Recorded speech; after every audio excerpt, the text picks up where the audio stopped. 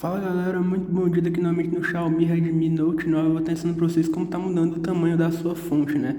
Das suas letras, do texto que aparece na tela do celular. É um processo até que bastante simples. Eu tô aqui no Xiaomi Redmi Note 9. Isso aqui é um processo apenas para celulares da Xiaomi.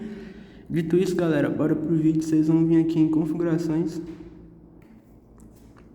E aí galera, vocês vão descer essa opção bem aqui, ó, tela. Pode clicar aqui. E aí galera, vocês vão ver que aqui vocês vão descer um pouquinho, ó, vai ter essa opção bem aqui, ó, tamanho do texto. Pode clicar nela.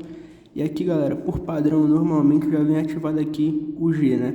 Mas você pode colocar do tamanho que você quiser, desde o extra grande, extra grande, extra grande, grande, pequeno, extra pequeno, extra pequeno.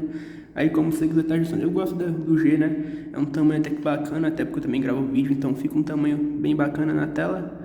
E bom galera, esse foi o vídeo, até a próxima, espero ter ajudado, tamo junto, valeu.